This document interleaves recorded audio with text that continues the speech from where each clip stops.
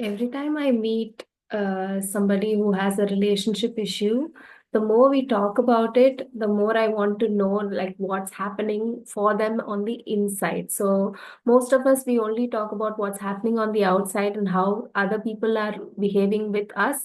But most of us, when we are in draining or toxic relationships, there is a cloud of um, lack of clarity or confusion. Okay, so I keep asking them to look within and just say how they are really feeling so that we can get more clarity from there. And most of them would say the same thing, which is they feel like they don't have enough self-esteem and they question themselves like, why am I in this position continually, knowing that it is not, something is not working out? Why am I at this end of the relationship?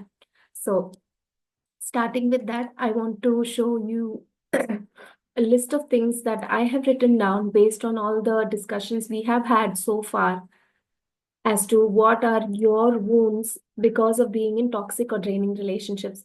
This doesn't have to be a relationship with a partner or a boyfriend. It can even be relationship with a friend, or it can be a relationship with one of your relatives, or it can be a relationship you're having in the office. So let's say in my own example, I joined a workplace when my family was going through a tough situation where I have to support my family financially. So I did not have much of a choice. And I was in this workplace and I was new. I didn't know many things like how things work in that place. And without my knowledge, um, I was being, put into situations that I was framed for things that I did not do. And it took me a lot of courage to realize that the person who was doing this was actually doing it out of jealousy and was not actually just misunderstanding things.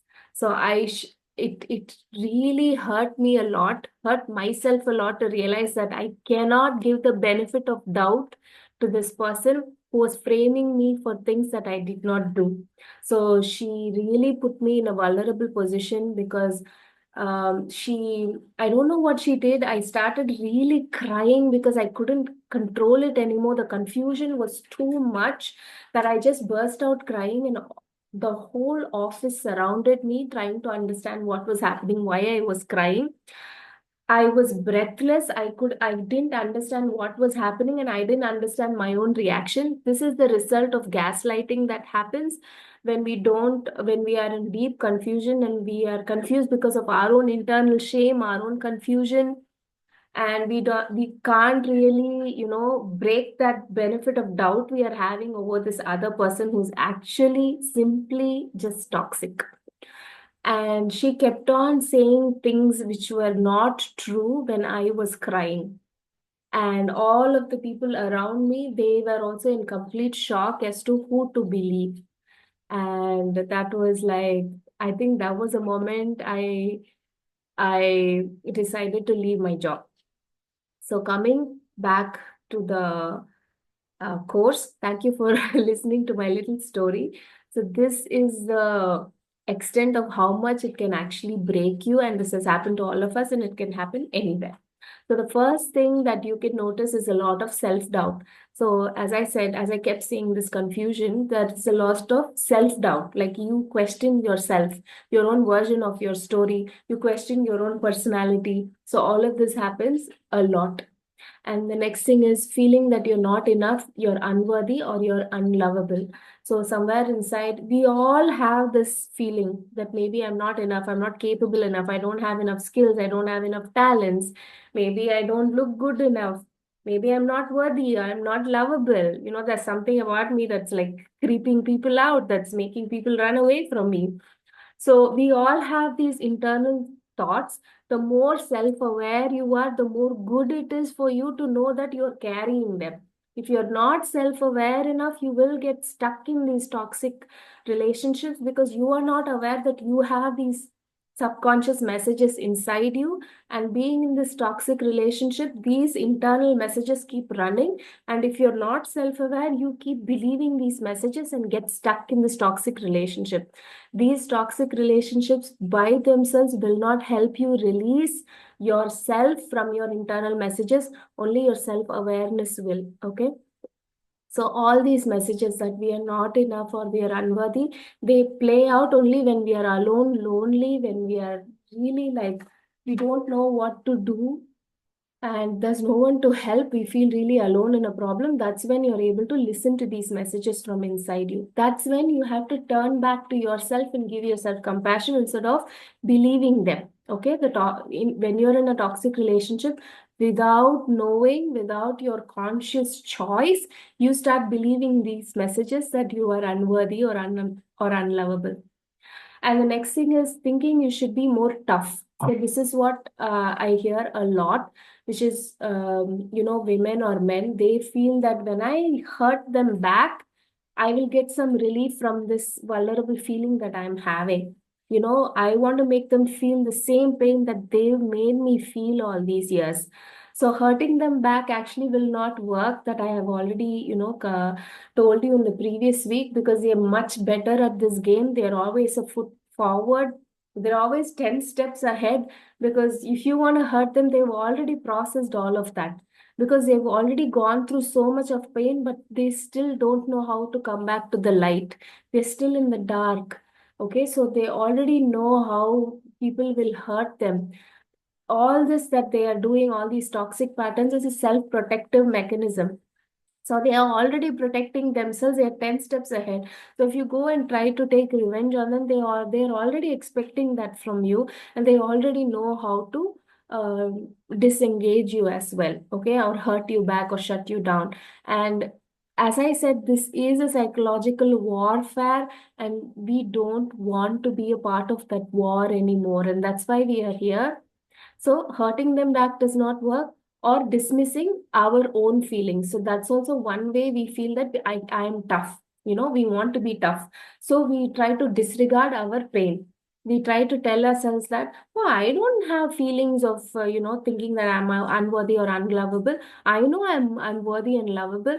But then we have this conflict as to when in the toxic relationship, why do we start numbing or crying or isolating ourselves, not talking about our problems to our family and friends? We're not able to say things clearly. Why is our throat stuck? Because we do have these messages inside us where we do think that somewhere we are losing our self-esteem, right? So that is one easy way to put it. So you are dismissing that part of you, that you are hurt, you are a sensitive individual, you do, require tenderness, you do require a soft place for your vulnerability. And that is how love is, right? When you love someone, you don't try to protect yourself from them, you give them whatever you have. And that is a very vulnerable position, and that's how love is. Love is not bad, love is very pure. Okay, so because the love that you're seeking, you're seeking it from a very toxic place, you start dismissing your feelings. You think your feelings are the problem, subconsciously, and you start dismissing them, thinking that you should be more tough, and that does not work.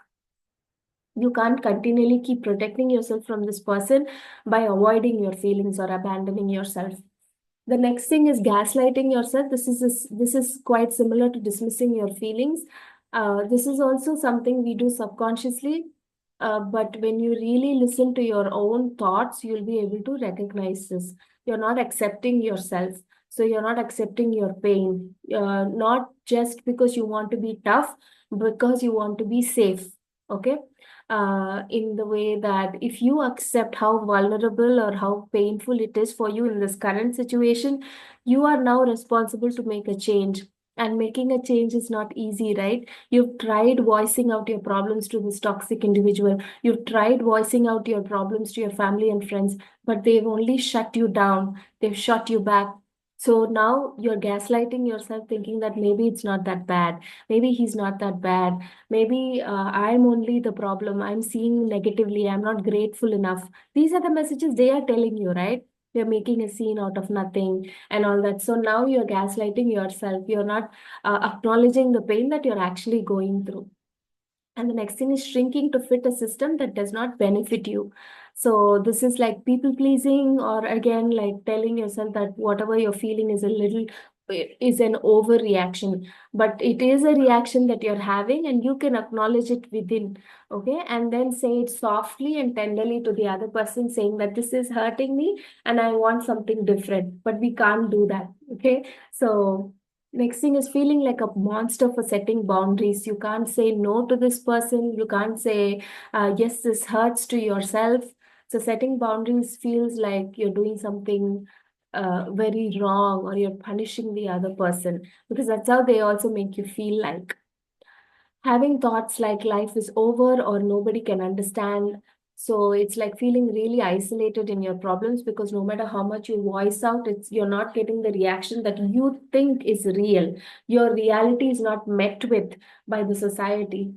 So you start having thoughts like this, you start feeling isolated, and you start overgiving, overperforming, and constantly on the run to save or fix others.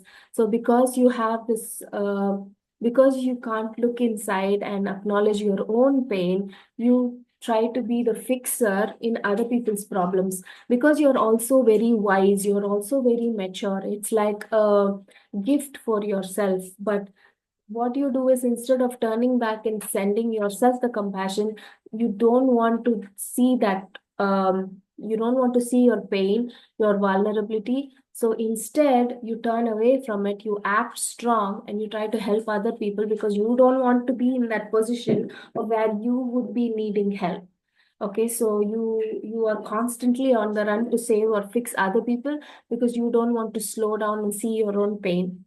Okay, so and the next thing is numbing out or not doing anything for yourself. So you're on the verge of giving up. So these are the things that we are going to be tackling in the going forward. So thank you for staying this far again, and I'll see you in the next clip.